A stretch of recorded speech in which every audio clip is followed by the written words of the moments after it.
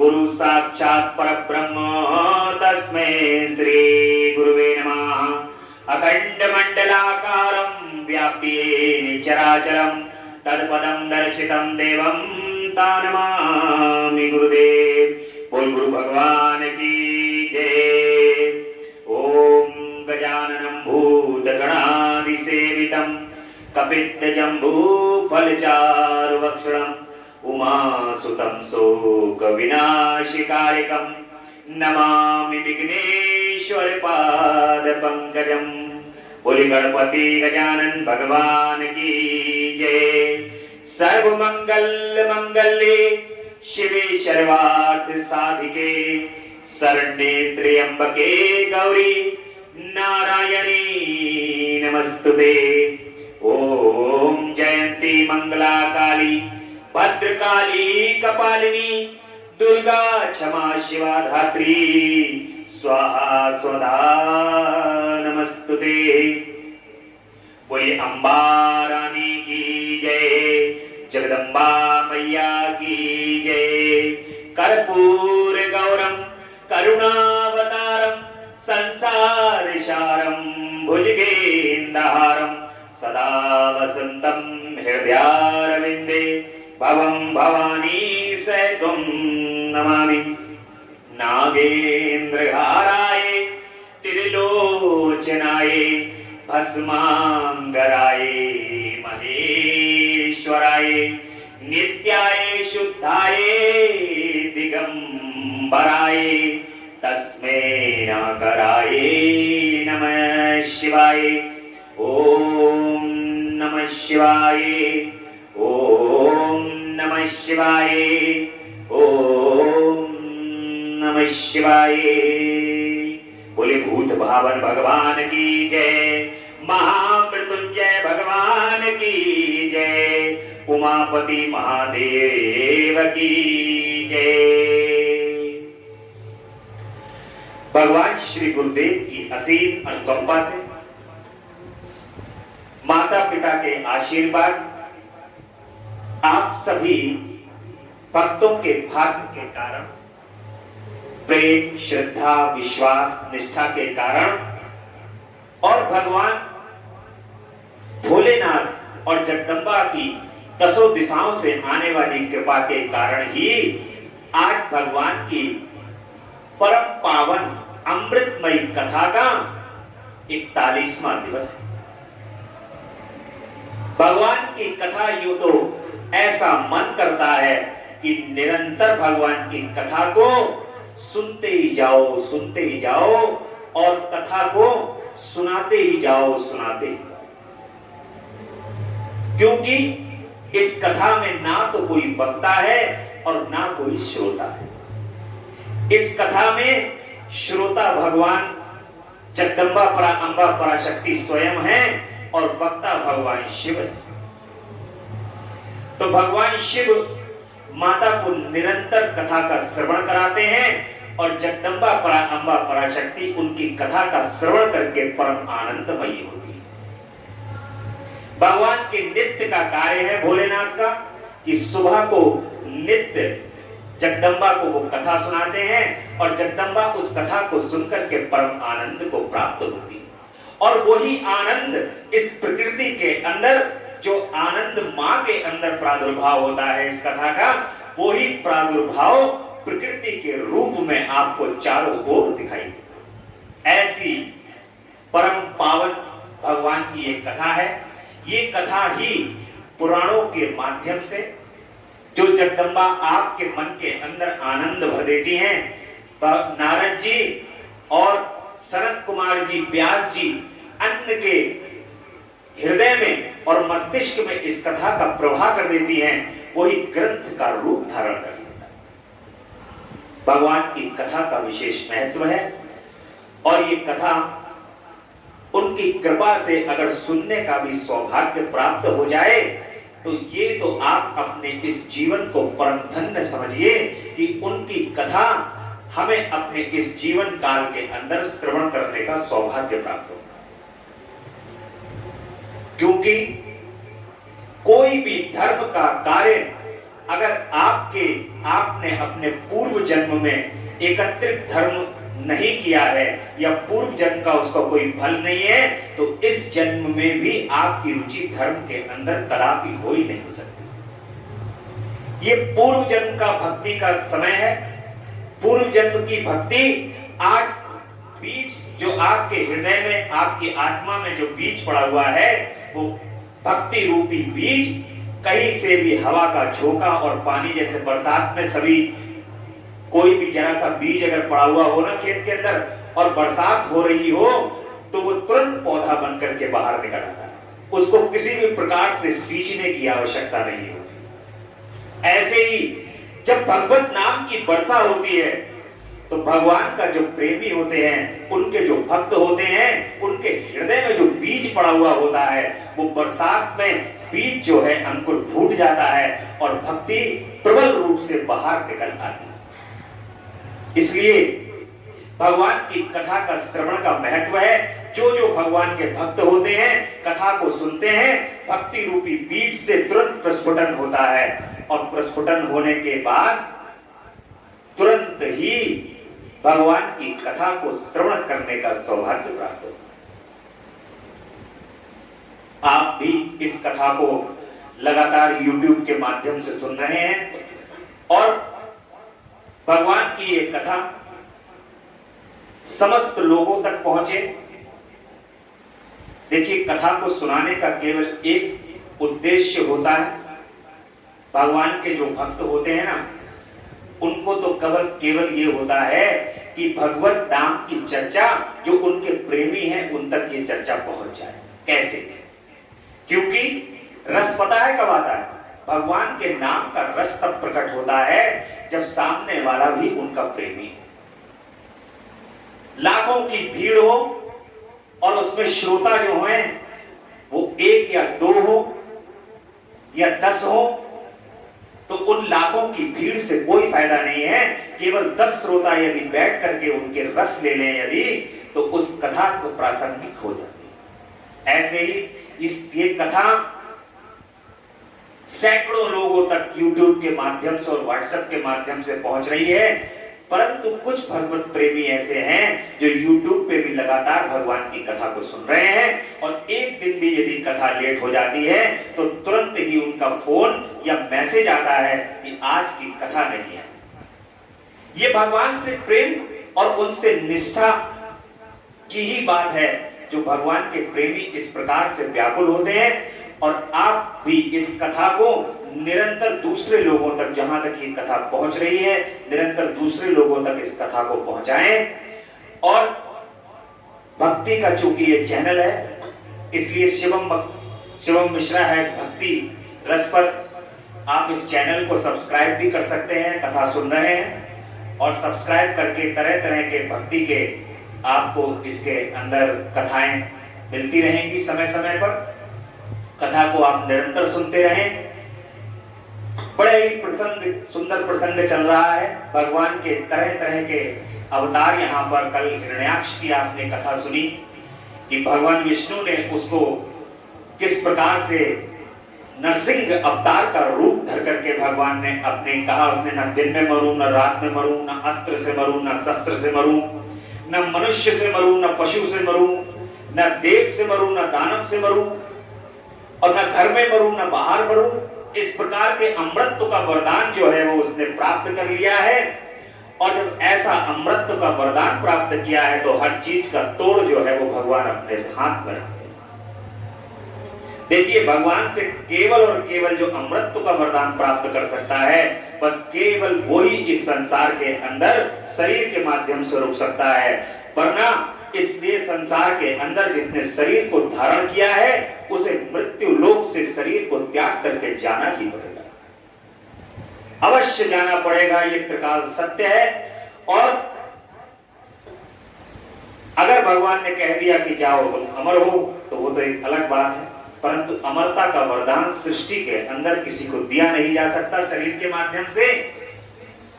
और भगवान यदि ये कह दे कि हाँ ऐसा कुछ मांग लो जिससे ये सब असंभव हो, तो अगर वो कितना भी चतुरता से भी वरदान अगर भगवान से मांगे तो भगवान उसका भी तोड़ निकाल लेते हैं।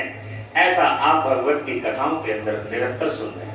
भगवान ने नरसिंह का अवतार रखा और नरसिंह अवतार के अंदर प्रभु ने आधा शरीर पशु का और आधा शरीर मनुष्य का धारण किया।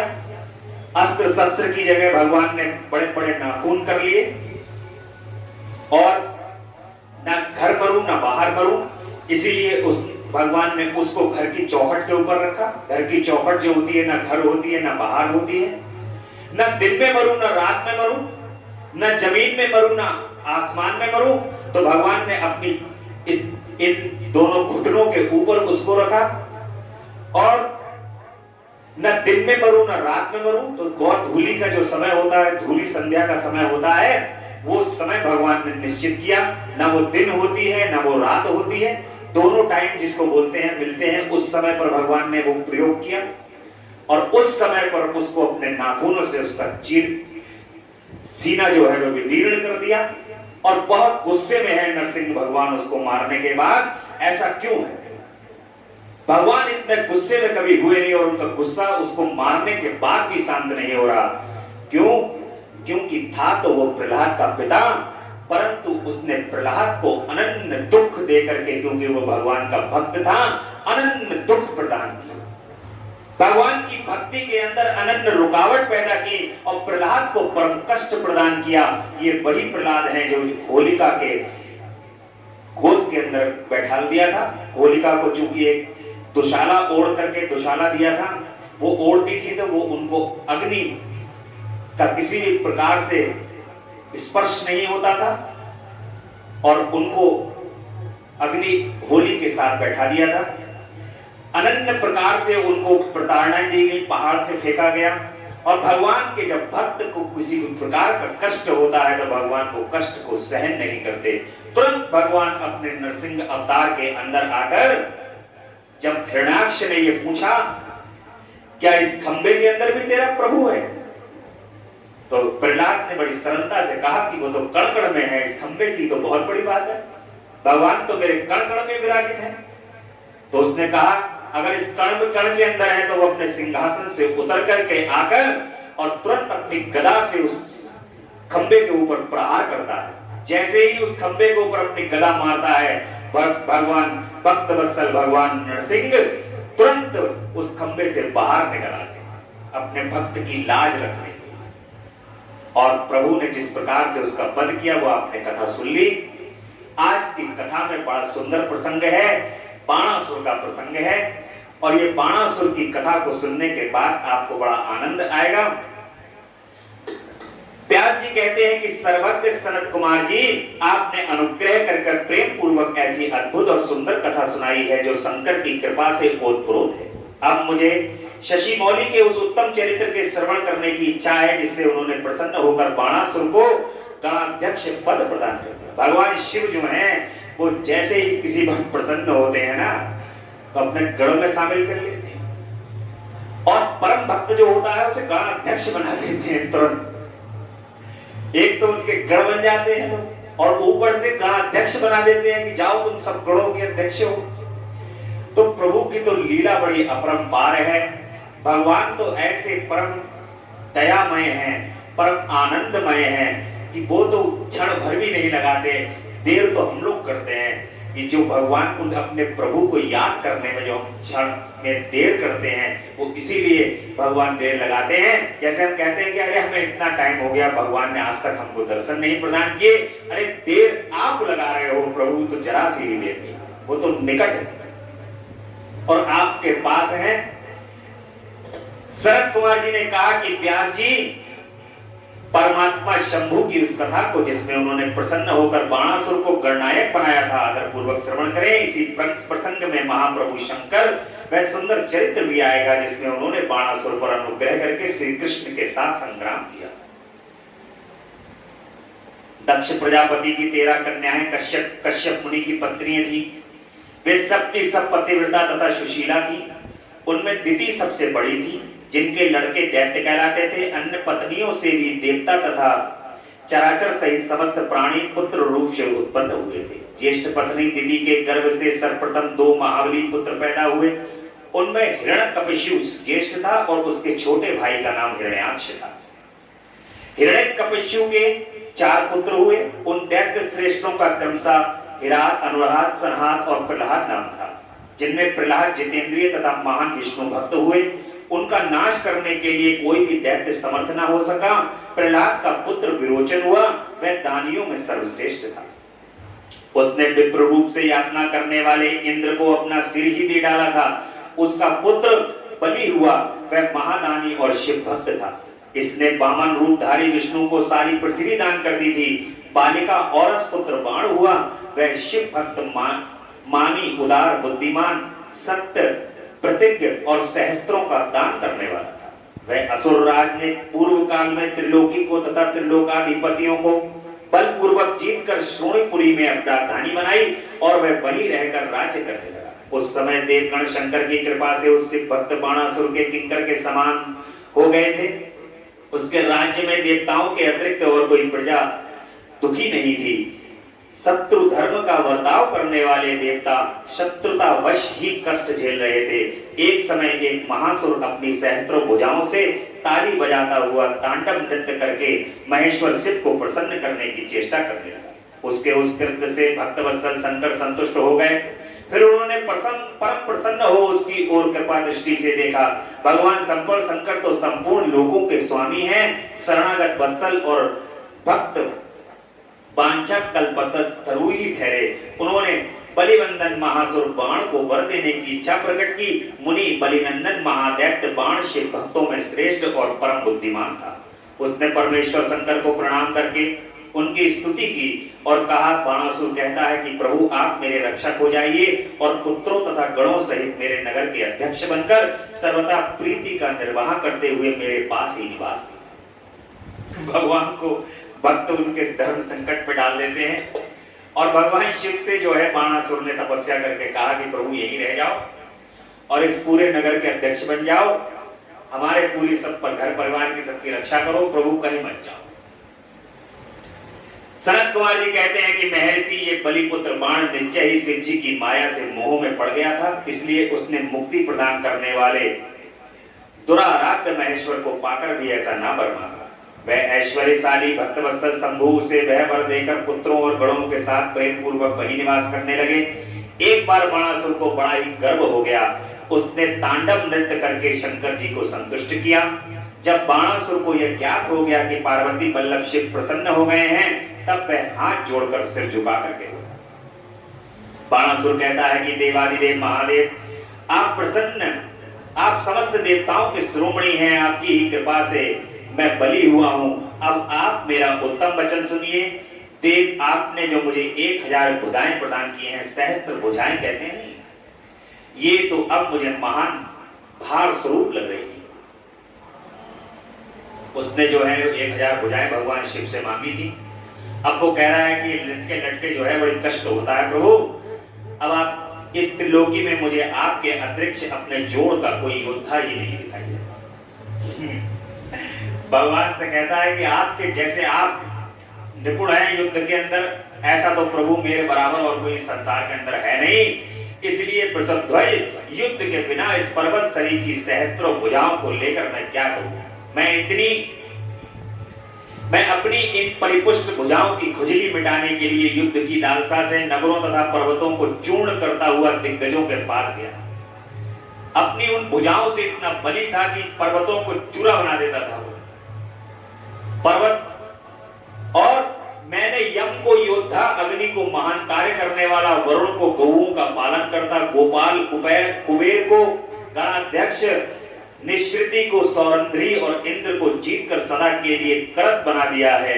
महेश्वर अब मुझे किसी ऐसे युद्ध के प्राप्त होने की बात बताइए जिसमें मेरी ये भुजाएं या तो शत्रुओं के हाथों से छूटे या शस्त्रों से जर्जर होकर गिर जाएं अथवा हजारों प्रकार से शत्रु की भुजाओं को ही गिराएं। यह मेरी अभिलाषा है, इसे पूर्ण करने की कृपा है। इतना बलवान था वो 1000 भुजाएं लेकर के, उसने सभी देवताओं को तो एक तो जीत लिया, ऊपर से जो है वो पूरी पृथ्वी पे तहस नहस करा हुआ, तीनों लोगों के अंदर हाहाकार मचाए हुए है। और अब कह रहा है कि प्रभु ये भुजाएं जो है वो घबरा रही है, अब मैं क्या करूं? या तो किसी युद्ध के अंदर इन्हें कटवा दो, नहीं तो तुम ही युद्ध लड़ो आगे। भगवान से कह रहे हैं अब कुछ ना कुछ तो प्रभु करो उनका। सनत कुमार जी कहते हैं मुनि श्रेष्ठ उसकी बात सुनकर भक्त बाधाहारी तथा महामन्यु स्वरूप रुद्र को कुछ क्रोध आया। भगवान को क्रोध आ गया, कह रहे हैं इसको गर्व हो गया है, अभिमान हो गया, और भगवान अभिमान को चूर करने वाले हैं। और तब पे महान अद्भुत अट्टहास करके कहते हैं अरे अभिमानी, संपूर्ण दैत्यों के कुल में नीच, तुझे सर्वदा धिक्कार है। तू बलि का पुत्र और मेरा भक्त है, तेरे लिए ऐसी बात कहना उचित नहीं है। अब तेरा तर्प चूर्ण होगा, तुझे शीघ्र ही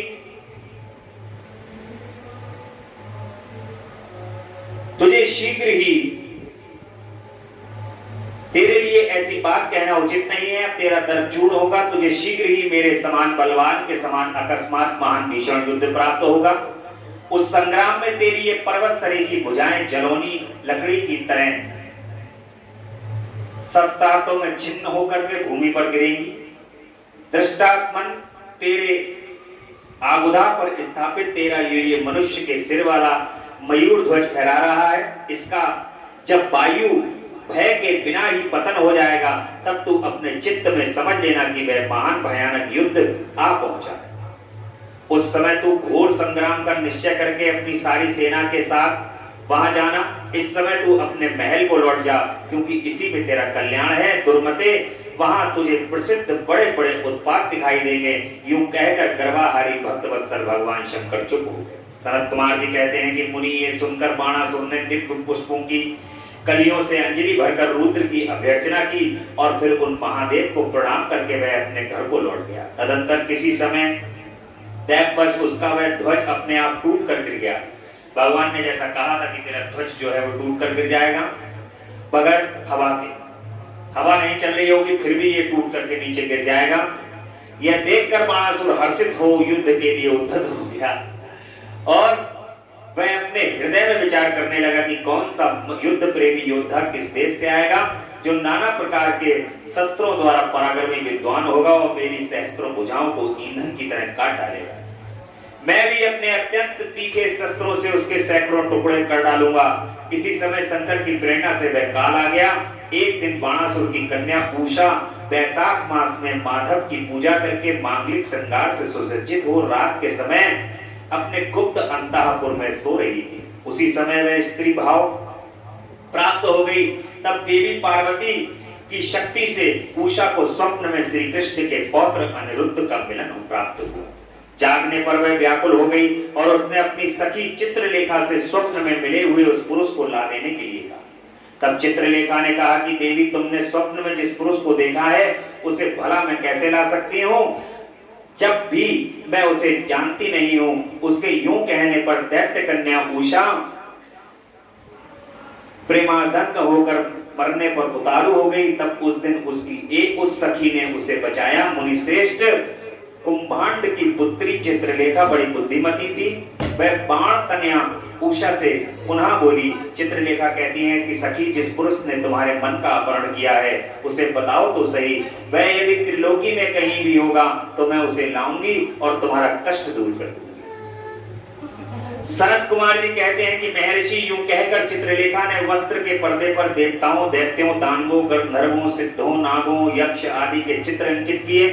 फिर वह मनुष्यों का चित्र बनाने लगी। उसमें वृष्णि वंशियों का प्रकरण आरंभ होने पर उसने शूर, वसुदेव, राम, कृष्ण और नरश्रेष्ठ प्रद्युम्न का चित्र बनाया। फिर जब उसने प्रद्युम्न नंदन अनिरुद्ध का चित्र खींचा तब उसे देखकर उषा लज्जित हो गई। उसका मुख अवनत हो गया और हृदय हर्ष से परिपूर्ण हो गया। उषा ने कहा कि सखी, रात में जो मेरे पास मेरे स्वप्न में जो आया था और जिसने शीघ्र ही मेरे चित्त रूपी रत्न को चुरा लिया वह चोर पुरुष यही है। तदंतर उषा के अनुरोध करने पर चित्रलेखा ज्येष्ठ कृष्ण चतुर्दशी को तीसरे पहर द्वारकापुरी पहुंचकर क्षण मात्र में ही पलंग पर बैठे हुए अनिरुद्ध को महल में से उठा ले आई।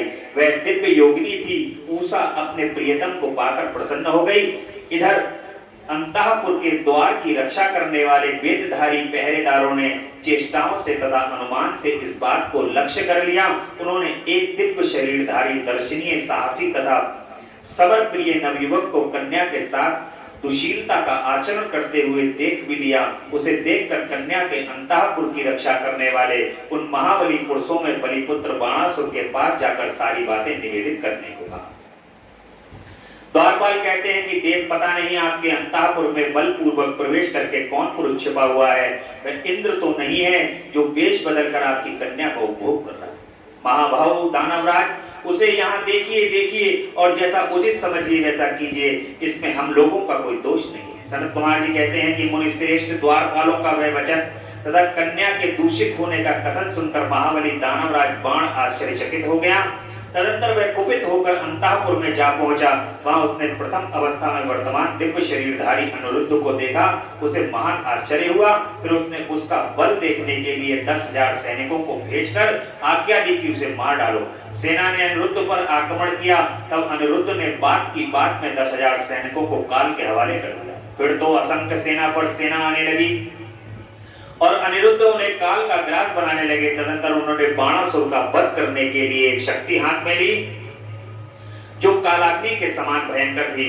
फिर उसी से रक्त की बैठक में बैठे हुए बाणासुर प्रहार किया। उसकी गहरी चोट खाकर वीरवर्ण बाण उसी क्षण घोड़े सहित वही अंतर्ध्यान हो गया। फिर महावीर बलिपुत्र बाणासुर ने, जो महान बल संपन्न तथा शिव भक्त था, छल पूर्वक नागपाश से अनिरुद्ध को बांध लिया। इस प्रकार उन्हें बांधकर और पिंजरे में कैद करके वह युद्ध में उपराम हो गया। तत्पश्चात बाण कुपित होकर महाबली सूतपुत्र से बोला। बाणासुर कहता है कि सूतपुत्र घास फूस से ढके हुए अगाध कुएं में ढकेल कर इस पापी को मार डाल। अधिक क्या कहूं, इसे सर्वदा मार ही डालना चाहिए। सनत कुमार जी कहते हैं कि मुनि, इसकी ये बात सुनकर उत्तम मंत्रियों में श्रेष्ठ धर्म बुद्धि निशाचर कुंभांड ने बाणासुर से कहा कि देव, थोड़ा विचार करके तो कहिए, मेरी समझ से तो ये कर्म करना उचित नहीं प्रतीत होता, क्योंकि इसके मारे जाने पर अपना आत्मा ही आहत हो जाएगा। पराक्रम तो वह विष्णु के समान दिख रहा है। जान पड़ता है कि आज पर कुपित होकर चंद्रचूड़ ने अपने उत्तम तेज से इसे बढ़ा दिया है। सहसा वह शशि मौली की समानता कर रहा है, क्योंकि इस अवस्था को पहुंच जाने पर भी वह पुरुषार्थ पर ही डटा हुआ है। यह ऐसा बली है कि यद्यपि नाग इसे बलपूर्वक डस रहे हैं, तथापि ये हम लोगों को तृणवत ही समझ रहा है। शरद कुमार जी कहते हैं कि व्यास जी दानव कुंभांड राजनीति के ज्ञाताओं में श्रेष्ठ था। वह बाण ऐसा कहकर फिर अनिरुद्ध से कहने लगा। कुंभांड ने कहा कि नराधम, अब तो वीरवर दैत्यराज की स्तुति कर और दीन वाणी में हार गया, जो बारंबार कहकर उसे हाथ जोड़कर नमस्कार कर। ऐसा करने पर ही तू मुक्त हो सकता है, अन्यथा तुझे बंधन आदि का कष्ट भोगना पड़ेगा। उसकी बात सुनकर अनिरुद्ध उत्तर देते हुए कहते हैं कि दुराचारी निशाचर, तुझे क्षत्रिय धर्म का ज्ञान नहीं है। अरे सूरवीर के लिए दीनता दिखाना और युद्ध से मुख मोड़ना, भागना मरण से भी बढ़कर कष्टदायक होता है। मेरे विचार से तो विरुद्धाचरण कांटे की तरह चुभने वाला होता है। वीर मानी क्षत्रिय के लिए भी रणभूमि में सदा सन्मुख लड़ते हुए मरना ही श्रेष्ठकर है। भूमि पर पड़कर हाथ जोड़े हुए दीन की तरह मरना कदापि नहीं। सनत कुमार जी कहते हैं कि मुनि, इस प्रकार अनिरुद्ध ने बहुत सी वीरता की बातें कही, जिसे सुनकर बाणासुर को महान विस्मय हुआ और उसे क्रोध भी आया। इसी समय समस्त वीरों के अनिरुद्ध और मंत्री कुंभांड के सुनते हुए बाणासुर के आश्चर्यार्थ आकाशवाणी हुई। आकाशवाणी ने कहा कि महाबली बाण, तुम बलि के पुत्र हो, अतः थोड़ा विचार तो करो। परम बुद्धिमान शिव भक्त, तुम्हारे लिए क्रोध करना उचित नहीं है। शिव समस्त प्राणियों के ईश्वर, कर्मों के साक्षी और परमेश्वर हैं। ये सारा चराचर जगत उन्हीं के अधीन है। वे ही सदा रजोगुण, सतोगुण और तमोगुण आश्रय लेकर ब्रह्मा, विष्णु और रुद्र रूप से लोगों की सृष्टि, भरण पोषण और संहार करते। वे सर्वात्मध्यामी, सर्वेश्वर, सबके प्रेरक, सर्वश्रेष्ठ, विकार रहित, अविनाशी, नित्य और मायाधीश होने पर ही भी निर्गुण है। बलि के श्रेष्ठ पुत्र, इनकी इच्छा से निर्बल को भी बलवान समझना चाहिए। महामते, मन में यो विचार कर स्वस्थ हो जाओ। नाना प्रकार की लीलाओं के रचने में निपुण भक्तवत्सल भगवान शंकर गर्भ को मिटा देने वाले हैं। वे इस समय तुम्हारे गर्भ को चूर कर देंगे। सनत कुमार जी कहते हैं कि महामुनि इतना कहकर आकाशवाणी बंद हो गई।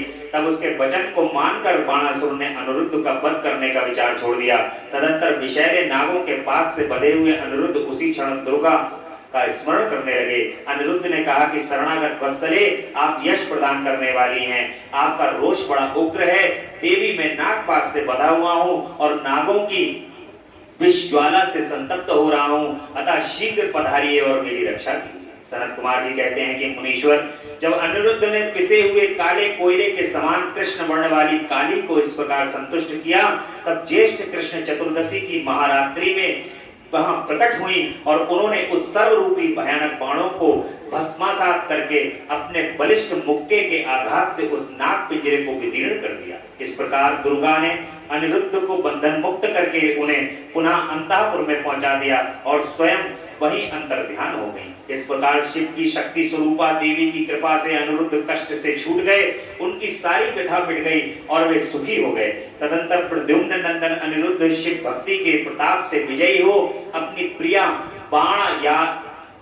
बाण तनया को पाकर परम हर्षित हुए और अपनी प्रियतमा उस उषा के साथ पूर्व वर्षों पूर्वक विहार करने लगे। इधर पौत्र अनिरुद्ध के अदृश्य हो जाने तथा नारद जी के मुख से उसके बाणासुर के द्वारा नागपाश में बांधे जाने का समाचार सुनकर 12 अक्षौणी सेना के साथ प्रद्युम्न आदि वीरों को साथ ले भगवान श्री कृष्ण ने शोणितपुर पर चढ़ाई कर दी। उधर भगवान श्री रुद्र भी अपने भक्त के पक्ष में सर धजकर आ डटे। फिर तो श्री कृष्ण और शिव का बड़ा भयानक युद्ध हुआ। दोनों ओर से ज्वर जोड़े गए। अंत में श्री कृष्ण ने स्वयं श्री रुद्र के पास आकर उनका स्तंभन करके कहा कि सर्वव्यापी शंकर, आप गुणों से निर्लिप्त होकर भी गुणों से ही गुणों को प्रकाशित करते हैं। गिरिशाई भूमन, आप स्व प्रकाश हैं, जिनकी बुद्धि आपकी माया से मोहित हो गई। वे स्त्री पुत्र ग्रह आदि विषयों में आसक्त होकर दुख सागर में डूबते उतरते हैं। जो अजित केंद्रीय पुरुष प्रारब्ध बस इस मनुष्य जन्म को पाकर भी आपके चरणों में प्रेम नहीं करता, वह सोचनीय तथा आत्मवंचक है। भगवान, आप गर्वहारी हैं। आपने ही तो इस गर्वीले बाण को शाप दिया था, अतः आपकी ही आज्ञा से मैं बाणासुर की भुजाओं का छेदन करने के लिए यहाँ आया हूँ। इसलिए महादेव, आप इस युद्ध से निवृत्त हो जाइए। प्रभु, आप मुझे बाण की भुजाओं को काटने के लिए आज्ञा प्रदान कीजिए, जिससे आपका शाप व्यर्थ न हो। महेश्वर ने कहा कि तात, आपने ठीक ही कहा है कि मैंने ही इस दैत्य राज्य को शाप दिया है और मेरी ही आज्ञा से आप बाणासुर की भुजाएं काटने के लिए यहाँ पधारे। किंतु रमानाथ, हरे क्या करूं, मैं तो सदा भक्तों के ही अधीन रहता हूँ। ऐसी दशा में वीर मेरे देखते आपकी बाण की भुजाएं कैसे काटी जा सकती हैं। इसलिए मेरी आज्ञा से आप पहले जुम्भारण शस्त्र द्वारा मुझे जृंभित कर दीजिए, तत्पश्चात अपना अभिष्ट कार्य संपन्न कीजिए और सुखी हो जाइए। सनत कुमार जी कहते हैं कि मुनीश्वर शंकर जी के यूं कहने पर शांखपाणी श्री हरि को महान विस्मय हुआ। वे अपने युद्ध स्थान पर आकर परम आनंदित हुए।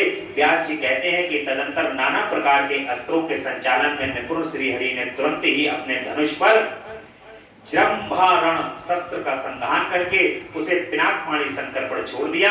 इस प्रकार श्री कृष्ण जंभारण शस्त्र द्वारा जृंभित हुए शिव को मोह में डालकर खड़ग गदा और रिड्डी आदि से बाण की सेना का संहार करने लगे। शरद कुमार जी कहते हैं कि महाप्राज्ञ व्यास जी, लोक लीला का अनुसरण करने वाले श्री कृष्ण और शंकर की उस परम अद्भुत कथा को श्रवण करो। ताप जब भगवान रुद्र लीलावश पुत्रों तथा गणों सहित सो गए, तब दैत्य राज बाण श्री कृष्ण के साथ युद्ध करने के लिए प्रस्थित हुआ। उस समय कुंभांड उसके अश्वों की बागडोर संभाले हुआ था और वह नाना प्रकार के शस्त्रों से सज्जित था। वह महाबली बलिपुत्र भीषण युद्ध करने लगा। इस प्रकार उन दोनों में चिरकाल तक बड़ा घोर संग्राम होता रहा, क्योंकि विष्णु के अवतार श्री कृष्ण शिवरूप ही थे और उधर बलवान बाणासुर उत्तम शिव भक्त था। देखिए, भगवान श्री कृष्ण को यहाँ पर कहा जा रहा है कि भगवान शिव का ही जो रूप है वो भगवान श्री कृष्ण का रूप है। देवी भागवत में, पुराणों में कहीं कहीं पर ये जो भगवान की लीला है। समस्त संसार भगवान शिव और मां जगदम्बा की ही लीला है, जगदम्बा काली की ही लीला है। जो भगवान श्री कृष्ण की लीला है वो भगवान श्री कृष्ण की लीला को ही कहा जाता है कि ये भगवान शिव और माता पार्वती की लीला है। जो भगवान श्री कृष्ण है वो जगदम्बा काली का स्वरूप है और राधा रानी भगवान शिव का स्वरूप है। इसलिए भगवान शिव की भक्ति जिनको प्राप्त होती है उनके लिए राधा रानी की भक्ति स्वयं अपने आप ही प्राप्त होती है। शिव भक्त जितने भी आपको मिलेंगे वो राधा रानी के अंदर उनका परम प्रेम अवश्य होगा, क्योंकि ये सार तत्व जो है वो एक ही है। और जगदम्बा काली जो है भगवान श्री कृष्ण इतने सुंदर हैं, इतने सुंदर हैं, जैसी जगदम्बा की सुंदरता का आप वर्णन सुन रहे हैं। आज भी जब बांके बिहारी जी के मंदिर के अंदर उनका पर्दा हटता है तो लोग सीटी बजाते हैं और वृंदावन बिहारी लाल की जय कहते हैं।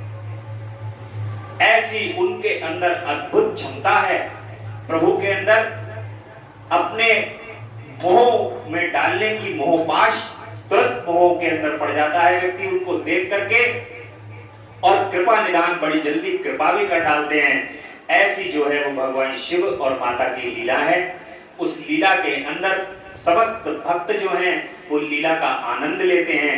जो देखिए कभी भी किसी भी प्रकार के जो व्यक्ति इधर उधर की बातें सुनता है उन बातों को सुनकर के अपनी भक्ति की जो दृढ़ता है उसको कभी भी कमजोर नहीं करना चाहिए। भगवान जो आपके अंदर भक्ति का रस उत्पन्न कर रहे हैं उस रस को उत्पन्न करने से संसार में मायावी लोगों की जब आप बात सुनोगे तो तरह तरह की बातें इस कान के अंदर जब जाएंगी तो माया के कारण आपकी भक्ति कहीं ना कहीं कमजोर पड़ती है। अगर आपको अपने इष्ट के ऊपर भरोसा है, अगर आपको अपने प्रभु के ऊपर भरोसा है तो आप ये मान के चलिए कि प्रभु आपकी बात को आपके स्मरण करने से ही सुन लेंगे और जो आप करोगे वही ठीक होगा। क्यों? क्योंकि आप सब कुछ प्रेम में करोगे। जब आप कोई भी कार्य देख करके और समझदारी से करने लगते हो तो माता पिता को ये लगता है कि अब तो ये समझदार हो गए हैं और अपने पैरों पे खड़े हो गए हैं, अब ये सब कुछ कर लेंगे। और जब माता पिता को ये लगता है कि मेरा पुत्र तो कुछ कर ही नहीं सकता, ये बेचारा बड़ा सीधा है, बड़ा भोला है, कैसे जाएगा, कैसे बाजार से लेगा, क्या कार्य करेगा, तो ऐसे भोले लोगों के साथ माता पिता सदैव रहते हैं और कहते हैं कि भैया ये इस बच्चे को मेरे सब पागल बना देंगे। जब तक बच्चा छोटा रहता है ना तो माता पिता हाथ में उंगली पकड़ के चलाते हैं, गोद में उठाते हैं। जब समझदार हो जाता है तो छोड़ देते हैं कि अब तो चलने लगा, अब समझने लगा। जैसे पहली बार आप यात्रा करने के लिए जाओ तो वैसे तो माता पिता आपके साथ यात्रा करने के लिए जाएंगे, और एक बार यदि आप चले गए कहीं 100 किलोमीटर की या 50 किलोमीटर की यात्रा पे भी और वो यात्रा करके घर लौट आए तो माता पिता को ये कॉन्फिडेंस हो जाता है कि अब तो बच्चा जो है वो यात्रा करने लगा, जाने आने लगा, समझदार हो गया, अब चला जाएगा, अब हमारी कोई जरूरत नहीं है। ऐसे ही जब तक भोले बने रहोगे, बच्चे बने रहोगे, तब तक प्रभु जो है वो आपकी उंगली छोड़ने वाले नहीं। यानी कि जब तक उनके प्रेम के अंदर बंधे हुए रहोगे और प्रेम में ऐसे निर्मल हो जाओगे, बालक हो जाओगे, तो प्रभु आपका हाथ कभी नहीं छोड़ेंगे। और बालक का क्या होता है? बालक जो होता है माता पिता के मुंह पे झापड़ भी मार देता, थप्पड़ मार देता, काट लेता है, कोई चीज तोड़ भी देता है, और उसके तोड़ने के बाद भी माता पिता प्रसन्न होते हैं, अति प्रसन्न होते हैं। अरे वाह, बहुत बढ़िया। तो बाल स्वभाव जिसके अंदर होता है, अनेक गलतियां करने के बाद भी प्रभु क्षण भर में उस चीज को क्षमा कर देते हैं, और बड़ी बड़ी गलतियां होने के बाद भी क्षमा करने पर भी और बड़ा भगवान बड़ा मस्त रहते हैं और कहते हैं कि बहुत बढ़िया, बहुत अच्छे, आनंद लेते हैं। इसलिए अपने प्रभु के सामने कभी भी समझदार बन करके मत रहो, उनके समक्ष सदैव ऐसे बाल बन करके रहो कि हे प्रभु, हमें आता तो कुछ नहीं है, जो ये खेलने के लिए सब सामान दिया हुआ है, इस सब सामान से हम खेल रहे हैं, और खेलते खेलते यदि इस सामान से यदि कोई गलती हो जाए, हमसे कोई गलती हो जाए, तो बालक समझ करके हम सभी को क्षमा करो। ऐसी भावना जो भक्त अपने हृदय के अंदर रखते हैं, प्रभु एक क्षण उस बात को क्षमा करना, एक क्षमा करने में एक क्षण नहीं लगाते और तुरंत क्षमा कर देते हैं। और जब जो समझदार होता है तो समझदार के लिए ये कहा जाता है कि कैसे ये गलती कर दी, ये गलती तो कभी भी नहीं होनी चाहिए, तुमने ये गलती क्यों कर दी, तुमसे ये गलती नहीं होनी चाहिए, तुम तो समझदार हो। इस प्रकार के लोग जो है वो करने लगते हैं, जिसने शास्त्रों का, वेदों का, नियम का सहारा ले लिया या संसार की सुनी हुई बातों का सहारा ले लिया, फिर समझ लीजिए आपका कार्य जो है वो पथभ्रष्ट हो गया, भक्ति से आपका कदम जो है वो दूसरी ओर को चल गया। इन वेदों का, पुराणों का, शास्त्रों का जो सहारा है वो भगवान की भक्ति को और रसमय बनाने के लिए है, और प्रबल करने के लिए है। इनमें जो कथाएं हैं, उनसे उन कथाओं को सुनकर के प्रभु का आश्रय लेना और उनके श्री चरण कमल में और भक्ति को उत्पन्न करने देने के लिए है। और इसके अंदर जो जटिल से जटिल नियम लिखे हुए हैं, वो नियम पढ़कर के हम समझदार नहीं होंगे प्रभु, हम तो जैसे आपके गूढ़ बालक हैं, बुद्धिहीन हैं, हमें तो वैसा ही बुद्धिहीन रहना है। क्योंकि बुद्धिमान होते ही, जैसे ही हम बुद्धिमान होंगे, वैसे ही तुरंत आप हमारी उंगली छोड़ दोगे और आप कहोगे कि अब इसके द्वारा हमें प्राप्त करो। तो हमें प्रभु इसका सहारा कदापि नहीं चाहिए, हमें तो आप हमारी उंगली पकड़े रहो, यही हम सर्वथा चाहते हैं, और हम कभी बुद्धिमान होना नहीं चाहते। हमें सदैव इस बात का स्मरण रहना चाहिए और अपने बाल स्वरूप को कभी त्यागना नहीं चाहिए। और जो बाल स्वरूप में सदैव रहता है वो सदैव मस्त भी रहता है। जिसका स्वभाव बालक जैसा हो जाता है ना, तो वो सदैव मस्त हो जाता है। फिर संसार के अंदर कुछ भी होता रहे, यहाँ पर कहीं प्रलय भी आ जाए, तब भी बालक जो है वो हंसते ही रहते हैं। किसी भी प्रकार से वो बालक जो है वो उनको पता ही नहीं होता कि क्या हुआ, वो तो मस्त है। इसलिए बाल स्वभाव सदैव हम सबको रखने का प्रयास करना चाहिए और प्रभु की इच्छा में ही अपनी इच्छा को प्रवृत्त करते हुए सदैव उनका ध्यान में मग्न रहना चाहिए। भगवान श्री कृष्ण ने शंभु के आदेश से शीघ्र ही सुदर्शन चक्र द्वारा बाण की बहुत सी भुजाओं को काट डाला। अंत में उसकी अत्यंत सुंदर 4 भुजाएं ही अवशेष रह गईं और शंकर की कृपा से शीघ्र ही उसकी व्यथा भी मिट गई। अब जो उसकी 1000 सहस्त्र भुजा थी, उन सबको भगवान श्री कृष्ण ने अपने चक्र से काट डाला है। जब बाण की स्मृति लुप्त हो गई और वीर भाव को प्राप्त हुए श्री कृष्ण उसका सिर काट लेने के लिए उद्यत हुए, तब भगवान शिव की मोह निद्रा को त्याग कर उठ खड़े हुए और भगवान शिव कहते हैं कि अब भैया रुक जाओ, सुदर्शन चक्र से जो है वो अब इसका सिर भी काट डालेंगे। भगवान श्री हरि तो ऐसा रुद्र ने कहा कि देवकी नंदन, आप तो सदा से मेरी आज्ञा का पालन करते आए हैं भगवान, मैंने अपने पहले आपको जिस काम के लिए आज्ञा दी थी वह तो आपने पूरा कर दिया है, अब बाण का सिर छेदन मत करिए। भगवान शिव कहते हैं कि अब इनका सिर छेदन मत करो, जैसा आपने कहा था कि निद्रा में चले जाओ तो मैं निद्रा में चला गया, परंतु अब जब इसकी भुजाओं काटने के लिए मैंने कहा था इसका सर मत काटो, गोविंद मैंने पहले ही आपको युद्ध में अनिवार्य चक्र और जय प्रदान की है, अब आप इस युद्ध में से निवृत्त हो जाइए। लक्ष्मीश, पूर्व काल में भी तो आप मेरी आज्ञा के बिना दधीच, वीरवार, रावण और तारकाक्ष आदि के पुरों का चक्र का प्रयोग नहीं किया था। जनार्दन, आप तो योगेश्वर साक्षात परमात्मा और संपूर्ण प्राणियों के हित में रत रहने वाले हैं, आप स्वयं ही अपने मन से विचार कीजिए। मैंने इसे वर दे रखा है कि तुझे मृत्यु का भय नहीं होगा, मेरा यह वचन सदा सत्य होना चाहिए। मैं आप पर परम प्रसन्न हूँ हरि। बहुत दिन पूर्व यह गर्व से भरकर उन्मत्त हो उठा और अपने आप को भूल गया था, तब अपनी भुजाएं खुजलाता हुआ यह मेरे पास पहुंचा और बोला कि मेरे साथ युद्ध की।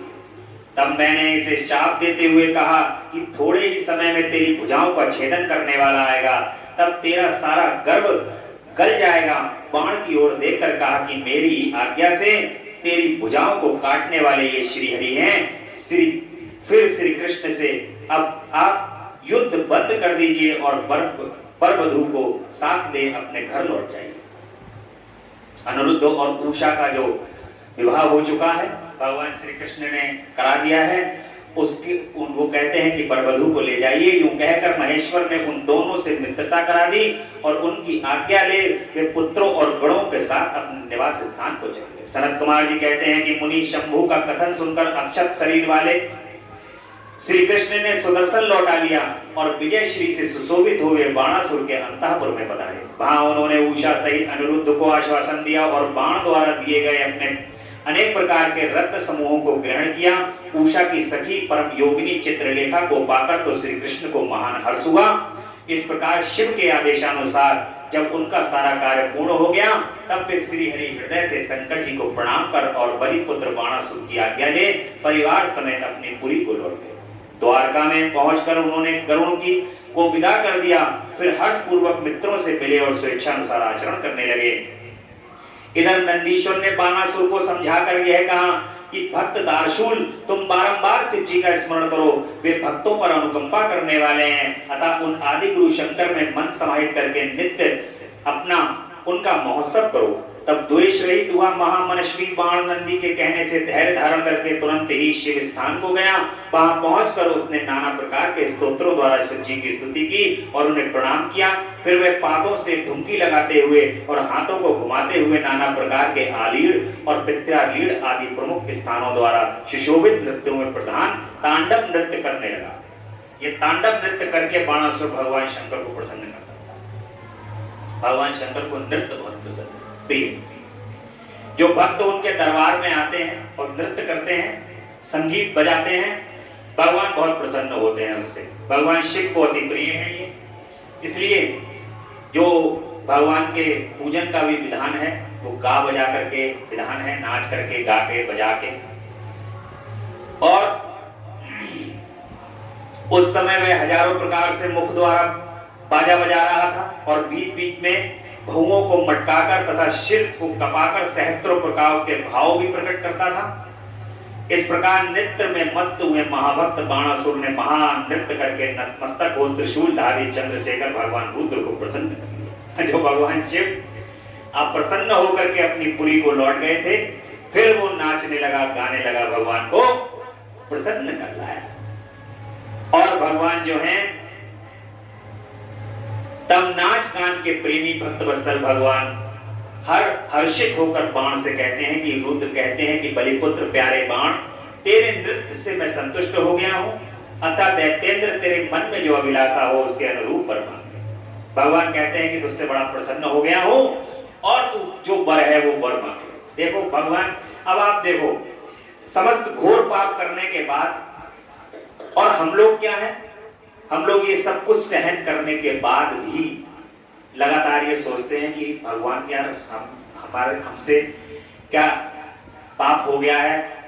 ऐसा दिन भर हम पाप करते रहते हैं, दिन भर हम बोलते रहते हैं, गलत सलत बोलते रहते हैं, सोचते रहते हैं, विचार करते रहते हैं, सारी चीजों को देखते रहते हैं।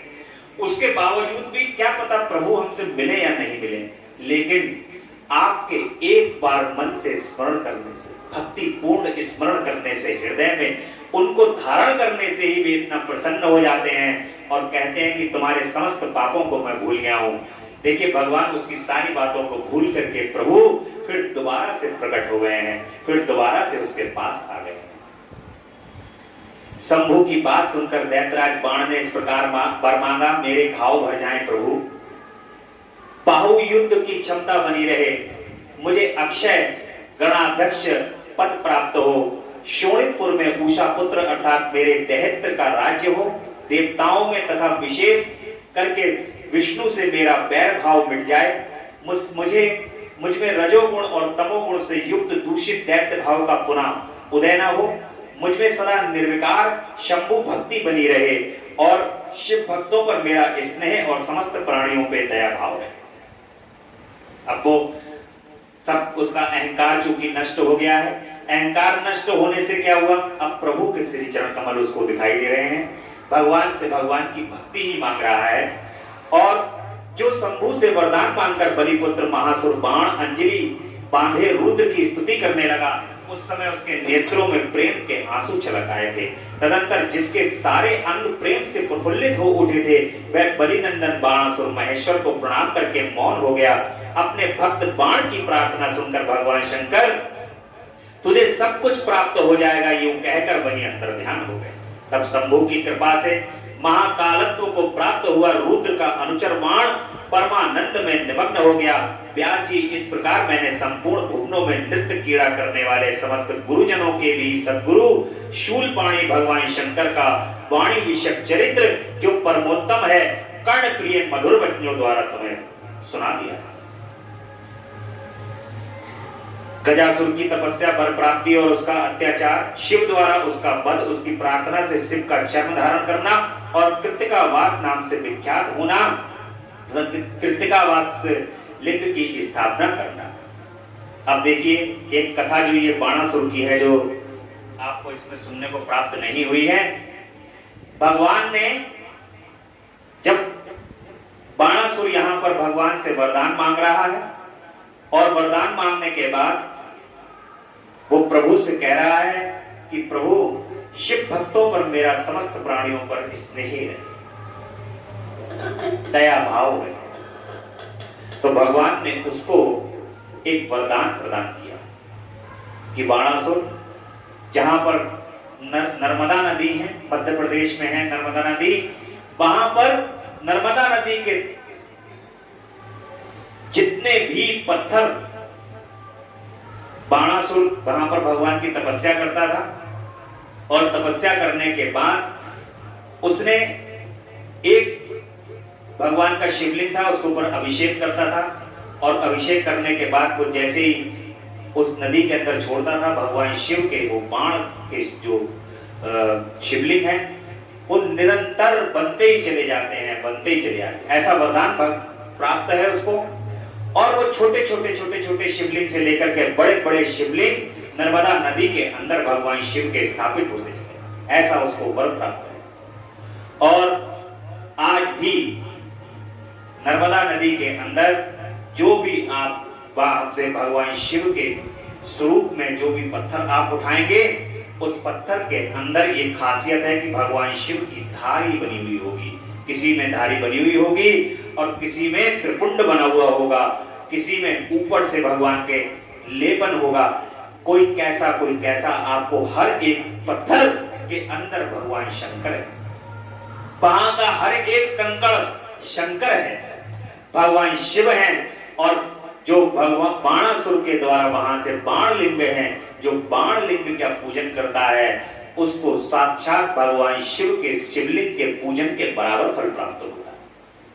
जो नर्मदा नदी से निकले हुए भगवान शिव के शिवलिंग की पूजन करते हैं, उनको साक्षात भगवान शिव के जो शिवलिंग के ऊपर पूजन करते हैं जाकर के, वहां का फल प्राप्त होता है, क्योंकि स्वयं वो भगवान के जो लिंग हैं वो प्राण प्रतिष्ठित है। उनको प्रतिष्ठा की आवश्यकता नहीं होती, वे स्वयं प्राण प्रतिष्ठित। और जो भक्त जाते हैं अपनी यात्रा पर, भगवान को लेकर के जाते हैं, उनका पूजन अर्चन करने वाले नित्य करते हैं, उनको नित्य भगवान के पूजन का वही फल प्राप्त होता है जैसा वो मंदिरों में जाकर के भगवान शिव के पूजन करते हैं। ऐसे ही वो अपने साथ जो भगवान रखते हैं उनकी सेवा करते हैं, उनके साथ रहते हैं, तो उनको भगवान की सानिध्यता प्राप्त है। आप मान के चलिए आपके साथ स्वयं भगवान शिव हैं, भगवान शिव आपको सानिध्यता प्रदान करे हुए हैं और वो साथ में रह करके आपको परम प्रेम और स्नेह प्रदान कर रहे हैं। और स्वयं प्रतिष्ठित ये बाणासुर के शिवलिंग है, ये कथा इसके अंदर नहीं आई है, तो आपको ये थोड़ा संक्षेप में बताई है। सनत कुमार जी कहते हैं कि व्यास जी, अब परम प्रेम पूर्वक शशि मौली शिव के उस चरित्र को श्रवण करो जिससे उन्होंने त्रिशूल द्वारा दानवराज गजासुर का वध किया। गजासुर महिषासुर का पुत्र था, जब उसने सुना कि देवताओं से प्रेरित होकर देवी ने मेरे पिता को मार दिया था, तब उसका बदला लेने के लिए भावना से उसने घोर तप किया। उसके तप की ज्वाला से सब जलने लगे। देवताओं में जाकर ब्रह्मा जी से अपना दुख कहा। देवताओं ने जाकर के उसको अपना दुख कहा और तब ब्रह्मा जी ने उसके सामने प्रकट होकर उसके प्रार्थना अनुसार उसे वरदान दे दिया कि वह काम के वश होने वाले किसी भी स्त्री या पुरुष से नहीं मरेगा, महाबली और सबसे अजय होगा। वर पाकर वह गर्व से भर गया। सब दिशाओं तथा सब लोगों के स्थानों पर उसने अधिकार कर लिया। अंत में भगवान शंकर की राजधानी आनंद वन काशी में जाकर वह सबको सताने लगा। देवताओं ने भगवान शंकर से प्रार्थना की कि शंकर काम विजयी हैं। उन्होंने घोर युद्ध से उसे हराकर त्रिशूल में पिरो लिया। तब उसने भगवान शंकर का स्तंभन किया। शंकर ने उस पर प्रसन्न होकर इच्छित वर मांगने के लिए कहा। तब गजासुर ने कहा कि दिगंबर स्वरूप महेशान, यदि आप मुझ पर प्रसन्न हैं तो अपने त्रिशूल की अग्नि से पवित्र हुए मेरे इस चर्म को आप सदा धारण कीजिए। विभु, मैं पुण्य गंधों की निधि हूं, इसलिए मेरा यह चर्म चिरकाल तक उग्र तपस्वी अग्नि की ज्वाला में पड़कर भी दग्ध नहीं हुआ है। दिगंबर, यदि मेरा यह चर्म पुण्यवान न होता तो रणांगण में इसे आपके अंगों का संग कैसे प्राप्त होता। शंकर, यदि आप तुष्ट हैं तो मुझे एक दूसरा वर और दीजिए कि आज से आपका नाम कृत्तिवासा विख्यात हो जाए। सनत कुमार जी कहते हैं कि मुनि गजासुर की यह बात सुनकर के भक्तवत्सल शंकर ने परम प्रसन्नता पूर्वक महिषासुर नंदन गज से कहा, तथास्तु, अच्छा ऐसा ही होगा। तदंतर प्रसन्नात्मा भक्त प्रिय महेशान उस दानवराज गज से, जिसका मन भक्ति के कारण निर्मल हो गया था, पुनः कहते हैं, भगवान कहते हैं कि दानवराज, तेरा ये पावन शरीर मेरे इस मुक्ति साधक क्षेत्र काशी में मेरे लिंग के नाम से स्थित हो जाएगा। इसका नाम कृत्तिवा शेश्वर होगा। यह समस्त प्राणियों के लिए मुक्तिदाता, महान पापों का विनाशक, संपूर्ण लिंगों में शिरोमणि और मोक्षप्रद होगा। यूं कहकर देवेश्वर दिगंबर शिव ने गजासुर के उस विशाल चर्म को ओढ़ लिया। मुनीश्वर, उस दिन बहुत बड़ा उत्सव मनाया गया। काशी निवासी सारी जनता तथा प्रथम गण हर्ष मग्न हो गए। विष्णु और ब्रह्मा आदि देवता का मन हर्ष से परिपूर्ण हो गया। वे हाथ जोड़कर महेश्वर को नमस्कार करके उनकी स्तुति करने लगे। अब तुंद्रनाथ नामक दैत्य का व्याघ्र रूप से शिव भक्त पर आक्रमण करने का विचार और शिव द्वारा उनका वध, किन किन राक्षसों का वध किया भगवान ने, और वे सब राक्षसों को भगवान ने किस प्रकार से तार दिया है, आप ये कथा सुन रहे हैं। गजासुर का कैसे भगवान ने, उसकी जो भगवान हाथी की जो खाल ओढ़ते हैं ना, वो गजासुर के वरदान के कारण ही भगवान, उसने कहा कि कृत्तिका वासा नाम हो जाए भगवान आपका, मेरे नाम जो आप ये ओढ़ते हो ये कृत्तिका वासा है, इसलिए इसको जो है ओढ़ने के कारण आप अपना नाम रख लो। तो एक नाम भगवान ने अपना नाम कृत्तिका वासा दिया, भगवान का नाम है वो। सनत कुमार जी कहते हैं कि व्यास जी, अब मैं चंद्रमौली के उस चरित्र का वर्णन करूंगा जिसमें शंकर जी दुंधुर निर्वाहक नामक दैत्य को मारा था। तुम सावधान होकर श्रवण करो। दिति पुत्र महाबली हिरण्याक्ष के विष्णु द्वारा मारे जाने पर दिति को बहुत दुख हुआ। तब देव शत्रु दुंदुर्भी नाग ने उसको आश्वासन देकर यह निश्चय किया कि देवताओं के बल ब्राह्मण हैं, ब्राह्मण नष्ट हो जाएंगे तो यज्ञ नहीं होंगे, और यज्ञ न होने पर देवता आहार न पाने से निर्बल हो जाएंगे, तब मैं उन पर सहज ही विजय पा लूंगा। यूं विचार कर वह ब्राह्मणों को मारने लगा, और ब्राह्मणों का प्रधान स्थान वाराणसी है, ये सोचकर वह काशी पहुंचा और वन में वंचर बनकर समिधा लेते हुए, जल में जलचर बनकर स्नान करते हुए और रात में व्याघ्र बनकर सोते हुए ब्राह्मणों को खाने लगा। एक बार शिवरात्रि के अवसर पर एक भक्त अपनी पर्णशाला में देवादिदेव शंकर का पूजन करके ध्यानस्थ बैठा था। बलाभिमानी दैत्यराज दुंदुर निर्बाध ने व्याघ्र का रूप धारण करके उसे खा जाने का विचार किया, परंतु वह भक्त दृढ़ चित्त से सदा शिव दर्शन की लालसा लेकर ध्यान में तल्लीन हो रहा था। उसके लिए उसने पहले से ही मंत्री रूपी अस्त्र का विन्यास कर दिया था। इस कारण वह दैत्य उस पर आक्रमण करने में समर्थ न हो सका। इधर सर्वव्यापी भगवान शंभु को उस दुष्ट रूप वाले दैत्य के अभिप्राय का पता लग गया। तब भगवान शिव ने उसे मार डालने का विचार किया। इतने में ज्यों ही उस दैत्य ने व्याघ्र रूप से उस भक्त को अपना ग्रास बनाना चाहा, त्यों ही जगत की रक्षा के लिए मणि स्वरूप तथा भक्त रक्षण में कुशल बुद्धि वाले त्रिलोचन भगवान शंकर वहां प्रकट हो गए और उसे बगल में दबोच कर उसके सिर पर वज्र से भी कठोर घूस से प्रहार किया। उस मुष्टि प्रहार से तथा काख में दबोचे से वह व्याघ्र अत्यंत व्यथित हो गया और अपनी दहाड़ से पृथ्वी तथा आकाश को कंपाता हुआ मृत्यु का ग्रास बन गया। उस भयंकर शब्द को सुनकर तपस्वियों का हृदय कांप उठा। वे रात में ही उस शब्द का अनुसरण करते हुए उस स्थान पर आ पहुंचे।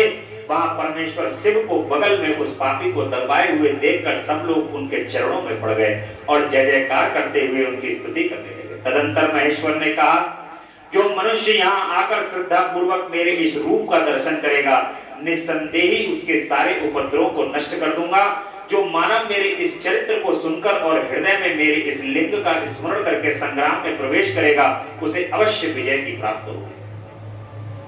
मुनि, जो मनुष्य व्याघ्रेश्वर के प्राकट्य से संबंध रखने वाले इस परमोत्तम चरित्र को सुनेगा अथवा दूसरों को सुनाएगा, पढ़ेगा या पढ़ाएगा, वह अपनी समस्त मनोवांछित वस्तुओं को प्राप्त करेगा और अंत में संपूर्ण दुखों से रहित होकर मोक्ष का भागी होगा। शिव लीला संबंधी अमृतमयी अक्षरों से परिपूर्ण यह अनुपम आख्यान स्वर्ग, यश और आयु का देने वाला तथा पुत्र पौत्र की वृद्धि को करने वाला। जो आपने ये कथा सुनी है, दुंदुभि नामक दैत्य की जो व्याघ्र की कथा सुनी है इसके अंदर, और अब अगली कथा है बिदल और उत्पल नामक दैत्यों का पार्वती पर मोहित होना और पार्वती का कंदुक प्रहार द्वारा उनका मार देना, कंदुकेश्वर की स्थापना और उनकी महिमा। सनत कुमार जी कहते हैं कि व्यास जी, जिस प्रकार परमेश्वर शिव ने संकेत से दैत्य को लक्ष्य कराकर अपनी प्रियतमा द्वारा उसका वध कराया था, उनके उस चरित्र को तुम परम प्रेम पूर्वक श्रवण करो। बिदल और उत्पल नामक दो महादैत्य थे। उन्होंने ब्रह्मा जी से किसी पुरुष के हाथ से न मरने का वर प्राप्त करके सब देवताओं को जीत लिया। तब देवताओं ने ब्रह्मा जी के पास जाकर अपना दुख सुनाया। उनकी कष्ट कहानी सुनकर ब्रह्मा जी ने उनसे कहा कि तुम लोग शिवा सहित शिव का आदर पूर्वक स्मरण करके धैर्य धारण करो। वे दोनों दैत्य निश्चय ही देवी के हाथों मारे जाएंगे। शिवा सहित शिव परमेश्वर कल्याण करता और भक्तवत्सल है, वे ही शीघ्र तुम लोगों का कल्याण करेंगे। सनत कुमार जी कहते हैं कि मुनि देवों से यूं कहकर ब्रह्मा जी शिव का स्मरण करते हुए मौन हो गए। तब देवगण भी आनंदित होकर अपने अपने धाम को लौट गए। एक समय नारद जी के द्वारा पार्वती के सौंदर्य की प्रशंसा सुनकर वे दोनों दैत्य उनका अपहरण करने की बात सोचने लगे और पार्वती जहां गेंद उछाल रही थी वहीं वे जाकर आकाश में विचरने लगे। दोनों घोर दुराचारी थे। उनका मन अत्यंत चंचल हो रहा था। वे गणों का रूप धारण करके अंबिका के निकट आए। तब दुष्टों का संहार करने वाली शिव ने अवहेलना पूर्वक उनकी ओर देखकर उनके नेत्रों से प्रकट हुई चंचलता के कारण तुरंत उन्हें पहचान लिया। फिर तो सर्वस्वरूपी महादेव ने दुर्गति नाशिनी दुर्गा को कटाक्ष द्वारा सूचित किया कि ये दोनों दैत्य हैं, गण नहीं है। तब पार्वती ने अपने स्वामी महाकौतुकी की परमेश्वर शंकर के उस नेत्र संकेत को समझ गई। तदंतर सर्वज्ञ शिव की अर्धांगिनी पार्वती ने उस संकेत को समझकर उसी गेंद से एक हाथ में उन दोनों पर चोट की।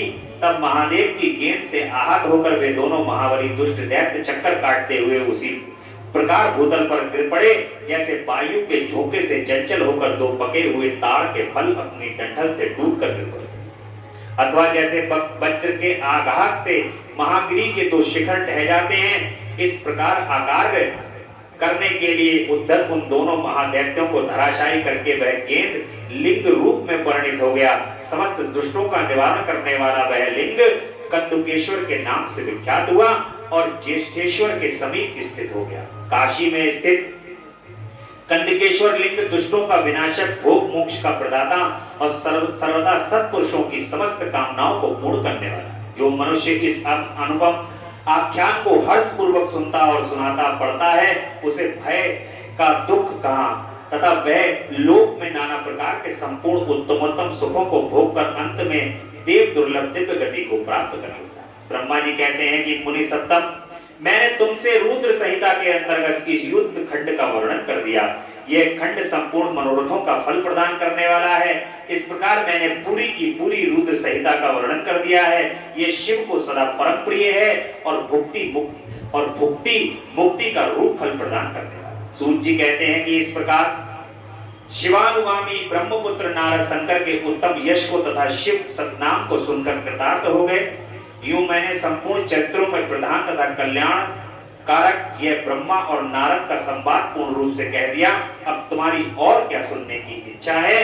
बोली शंकर भगवान की जय, महामृत्युंजय भगवान की जय।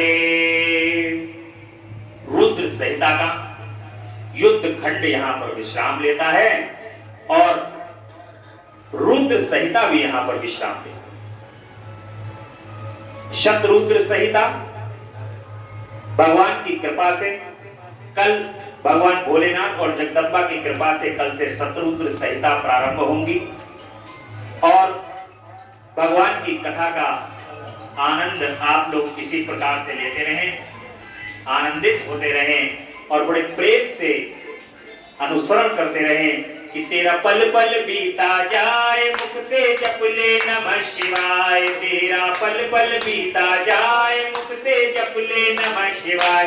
ओम नमः शिवाय, ओम नमः शिवाय, ओम नमः शिवाय, ओम नमः शिवाय। मुसाफिरी जब पूरी होगी चलने की मजबूरी होगी। मुसाफिरी जब पूरी होगी चलने की मजबूरी होगी। अवसर खाली न जाए मुख से जप ले नमः शिवाय।